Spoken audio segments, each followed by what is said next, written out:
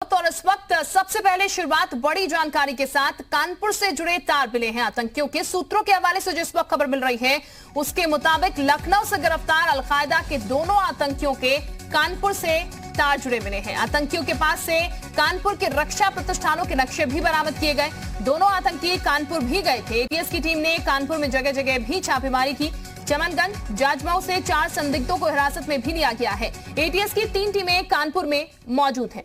तो कानपुर से जुड़े हुए दोनों आतंकियों के तार मिले हैं। 4 संदिग्धों को हिरासत में भी लिया गया है। तो लखनऊ से अलकायदा के दोनों आतंकी जिनकी गिरफ्तारी कल की गई थी, अब यह कहा जा रहा है दोनों के तार कानपुर से जुड़े हैं। कानपुर भी ये लोग पहुंचे थे और यहां पर भी एटीएस की 3 टीमें इस वक्त मौजूद हैं, लगातार अपनी कार्रवाई को अंजाम दे रही है। इसके साथ हम आपको बता दें कई चीजें जो है अभी सामने आनी बाकी है। 4 संदिग्ध हिरासत में ले गए हैं। जाहिर है इनसे पूछताछ होगी तो तमाम और चीजें भी सामने निकल के आएंगी। लेकिन कानपुर में जगह जगह इस वक्त छापेमारी चल रही है। चमनगंज जाजमऊ ये वो इलाके जहां पर फिलहाल छापेमार कार्रवाई चल रही है।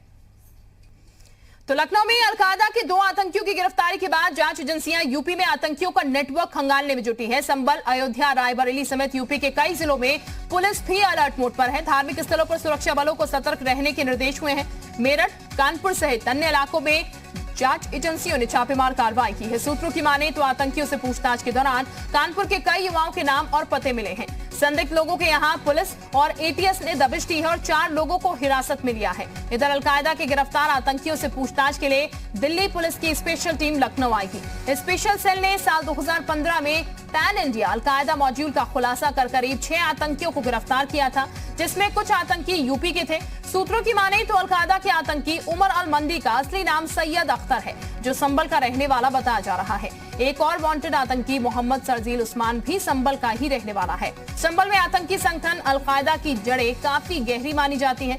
अलकायदा का एक आतंकी सना अल हक उर्फ असीम अमर संभल का रहने वाला था, जो 23 सितंबर 2019 को अफगानिस्तान के अमेरिकी ड्रोन हमले में मारा गया था। तो लखनऊ से दोनों आतंकियों के तार मिले हैं। बाकायदा यहां पर यह भी कहा जा रहा है कि कानपुर ये लोग गए भी थे और ऐसे में कानपुर जाने के साथ ही कुछ नक्शे भी इनके पास से बरामद किए गए हैं। फिलहाल चमनगंज जाजमऊ से 4 संदिग्ध हिरासत में लिए गए हैं। कानपुर में यूपी एटीएस की टीम लगातार दबिश दे रही है। यहाँ पर 3 टीमें इस वक्त कानपुर में मौजूद हैं और रक्षा प्रतिष्ठानों के नक्शे जो है आतंकियों के पास से बरामद किए गए हैं। और उस वक्त हमारे साथ सुनील संभल से जुड़ चुके हैं। इसके अलावा हमारे साथ शुभम भी जुड़ चुके हैं लखनऊ से। सबसे पहले सुनील का ही रुख कर लेते हैं। सुनील, क्योंकि संभल से भी यहाँ पर कनेक्शन है, गिरफ्तारी हुई है, इस पूरे मामले को लेकर अगर हम बात करें, क्योंकि कनेक्शंस खंगालने की कोशिश अभी की जा रही है और जाहिर है कि यहाँ से एक आतंकी की गिरफ्तारी हुई है, तो ऐसे में कितनी संभावनाएं जताई जा रही है या फिर टीम किस तरीके से वर्क और कर रही है? क्या पता और भी आतंकी यहाँ पर छुपे हों, इसको लेकर किस तरीके से भी काम कर रहे हैं? जी, मैं आपको बताना चाहूंगा, संभल में लगभग 8 साल पहले अलकायदा का लिंक सामने आया था, जिसके बाद दिल्ली की जो स्पेशल पुलिस की टीम थी, उन्होंने यहाँ के जो अलकायदा का एक आतंकी आसिफ को गिरफ्तार किया गया था, जो कि उस समय अलकायदा का एशिया चीफ बताया गया था। उसके बाद 2 आतंकियों के नाम और प्रकाश में आए थे, जिसके बाद से ये जो थे पुलिस की जो खुफिया टीम होती है संभल उसके रडार पर आ गया था और लगातार यहाँ पर संभल पर उनकी नजरें लगी रही थी। लेकिन फिलहाल जो लखनऊ में जो आतंकी गिरफ्तार किए गए हैं, उसके बाद संभल का नाम फिर एक बार सामने आया है, जिसके बाद जिले में जो खुफिया टीम है वो फिर सतर्क हो गई है, सक्रिय हो गई है। कल भी देर रात पूरी रात तक यहाँ पर पूरे संभल जिले में एक सर्च अभियान चलाया गया, संदिग्ध लोगों की तलाशी ली।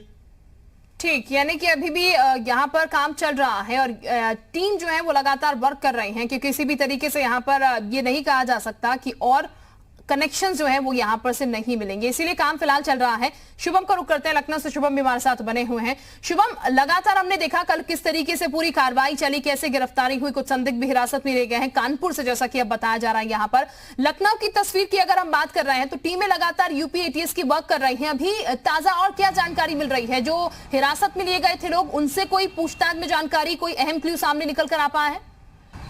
देखिए, अहम जानकारी के तौर पर अभी तो फिलहाल यही है कि यूपी एटीएस उन सभी जगहों को रडार पे लेकर के वहां पर सघन अभियान चलाने का प्रयास कर रही है, जिन भी जिलों से ये मामले किसी भी तरह जुड़े हो सकते हैं। कानपुर में जैसा कि जानकारी मिल रही है कि वहां से लगभग 3 लोगों को हिरासत में लिया गया, उनसे पूछताछ की जा रही है, उनसे जानकारी खंगाली जा रही है। इसके साथ साथ संभल को लेकर मैं वापस आपके पास लौट रही हूं। इस वक्त अहम जानकारी ये मिल रही है यहाँ पर कि यूपी में अलकायदा के नेटवर्क पर एसीएस होम अवनीश अवस्थी ने कहा है कि एटीएस को कुछ इनपुट मिले थे, जिसके बाद आतंकियों को पकड़ा गया है। तो ये बता दें, जो इनपुट मिले थे यहाँ पर, उसके बाद ये पूरी कार्रवाई की गई। अलकायदा के 2 आतंकी कल एटीएस ने पकड़े। मंसूबे बड़े खतरनाक थे। 15 अगस्त नज़दीक है, लिहाजा ये बड़ा ऑपरेशन माना जा रहा है। इस पे हमारे साथ बात करने के लिए एसीएस होम अवनीश अवस्थी जी हैं। सर, इस पूरे मामले को कैसे देख रहे हैं और क्या अभी फिलहाल अपडेट? देखिए, इस पूरे मामले को इस रूप में देखा जा रहा है कि एक गंभीर घटना है। एटीएस लगातार ऐसे लोगों को मॉनिटर कर रही थी, उनके पास इनपुट्स थे और वो मॉनिटर कर रहे थे लगातार। लेकिन जब एटीएस को लगा कि ये कभी भी कोई बड़ी घटना कर सकते हैं, तो एटीएस तुरंत जो है उनको गिरफ्तार किया और अब पूछताछ चल रही है और जांच पड़ताल पूरी चल रही है। और भी लोग कहीं भी उनसे संपर्क में हैं, उनको भी जो है खंगाला जा रहा है। यूपी एटीएस को और मजबूत करने का निर्देश माननीय मुख्यमंत्री जी का है कि उसको मजबूत किया जाए, इक्विपमेंट दिया जाए, मैन पावर दिया जाए। गृह विभाग उत्तर प्रदेश इस काम को सुनिश्चित कर रहा है। यूपी बड़ा है, प्रदेश बड़ा है और प्रदेश में बहुत सारे स्थान ऐसे हैं जहां पर और जो है सतर्कता बरती जानी है। तो इसलिए यूपी एटीएस को और मजबूत करके कार्रवाई की जा रही है। आपने कल देखा होगा एडीजी येलो और आईजी एटीएस ने आप लोग को पूरा ब्रीफ किया था इस पूरे ऑपरेशन के बारे में। आगे आने वाले समय में लगातार मॉनिटरिंग जो है की जाएगी, ग्राउंड लेवल पर काम भी किया जाएगा।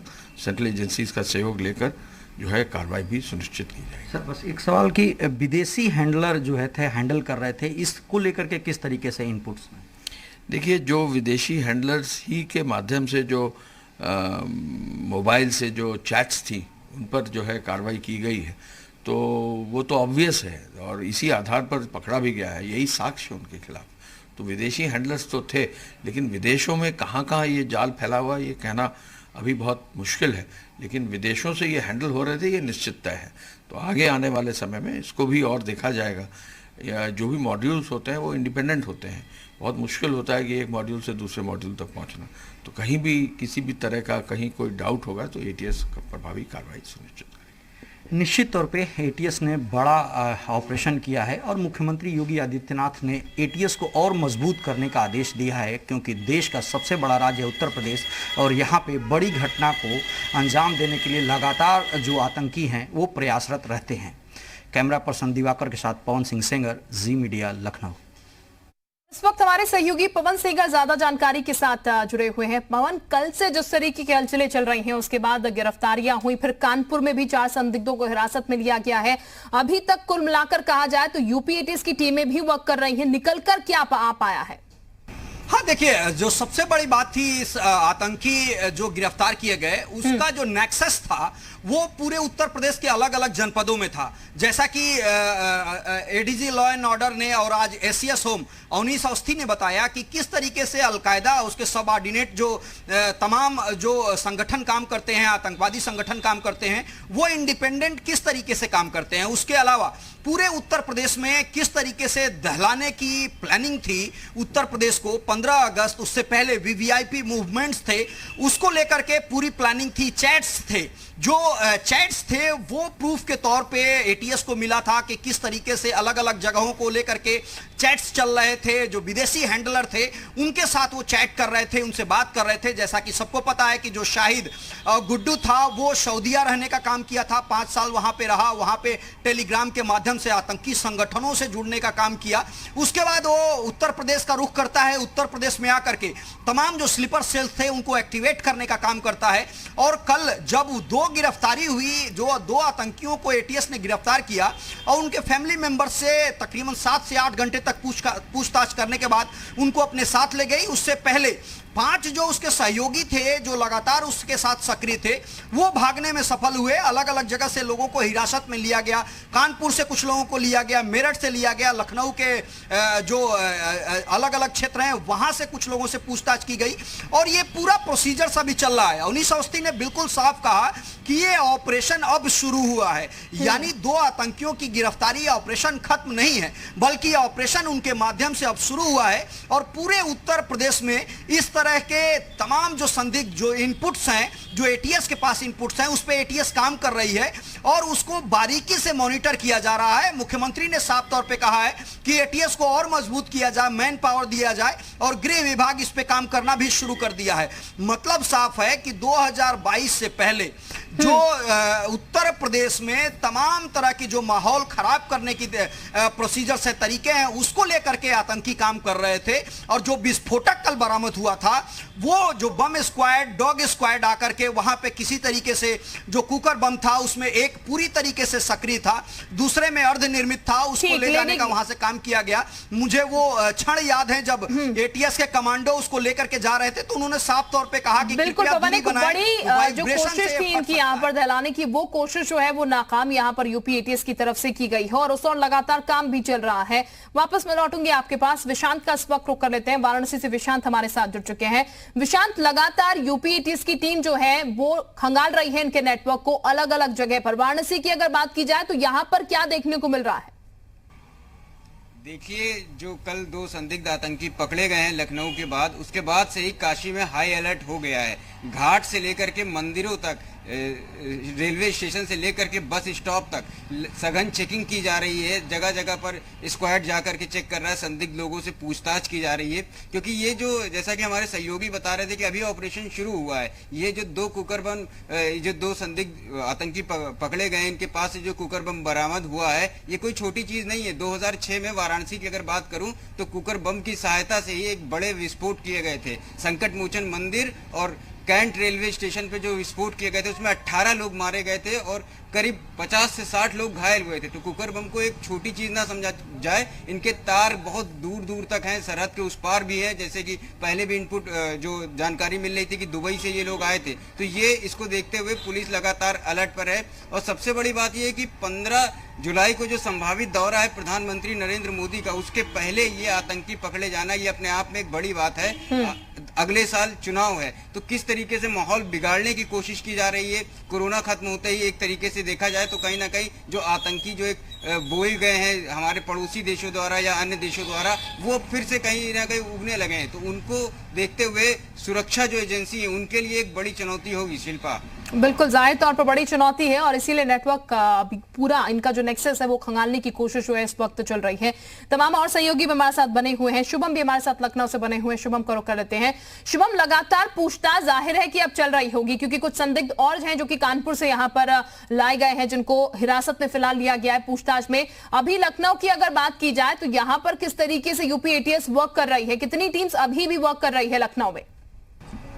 तो मिली जानकारी के अनुसार अब उन सभी जो सूत्र थे, जो भी नेटवर्क था, उसको एक एक करके अब खंगालने का काम शुरू कर दिया गया है। कल रात जैसे कि मिनहाज व उसके माता पिता दोनों को हिरासत में लिया गया था।